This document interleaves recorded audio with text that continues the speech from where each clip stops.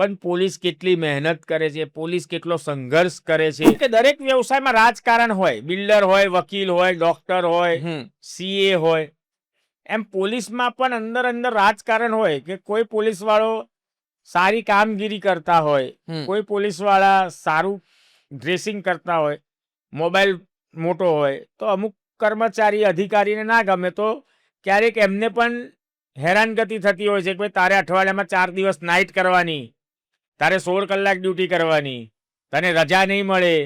જે વહાલા હોય એને રજા મળી જાય, જે વહાલા ના હોય એને રજા ના મળે, એને નાઇટ વધારે કરવી પડે. એટલે આવું બધું આંતરિક થતું હોય, પરંતુ પોલીસનું મહેકમ બહુ ઓછું છે, સ્ટાફ બહુ ઓછો છે.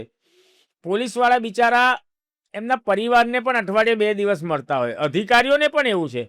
365 માંથી 300 દિવસ મોટા ઉચ્ચ અધિકારીઓ બંદોબસ્ત અને કામગીરીમાં વ્યસ્ત હોય. આટલો મોટો દેશ છે, 100 સારા કામ કરે અને એક કામમાં આઘું પાછું થાય તો હાયરે પોલીસ હાય બોલાવે લોકો.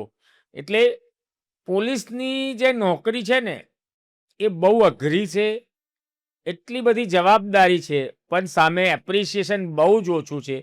તમે પોલીસનો વિરોધ કરો એટલે પબ્લિકમાં હીરો બની જાઓ, એટલે અમુક પબ્લિસિટી ભૂખ્યા લોકો કે અમુક નેતાઓ વિરોધ પક્ષના હોય કે જેને નેતા બનવું હોય કે જેને સ્ટાર બનવું હોય, એ લોકો પોલીસની હાય બોલાવે, પોલીસ વિરુદ્ધ લોકોને ઉશ્કેરે.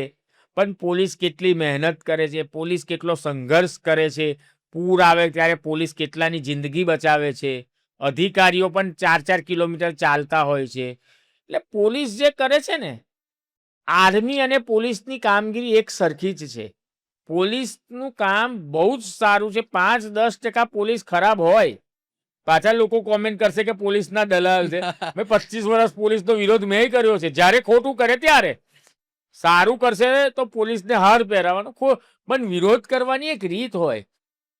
એમની પરિસ્થિતિ તો સમજો ભાઈ, 16 કલાક તમે નોકરી કરો, નાઇટ કરો, આખી રાત પેટ્રોલિંગ કરો, ખાવાનો ટાઈમ નથી હોતો પોલીસ અધિકારી કે કર્મચારી, એમના પરિવારના છોકરા ક્યારે મોટા થઈ જાય એમને નથી ખબર હોતી.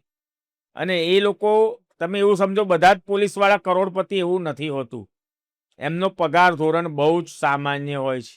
દરેક પોલીસ કર્મચારી અધિકારીનું આજના સમયનું તમે કમ્પેરિઝન કરો તો બહુ જ ઓછું પગાર ધોરણ છે.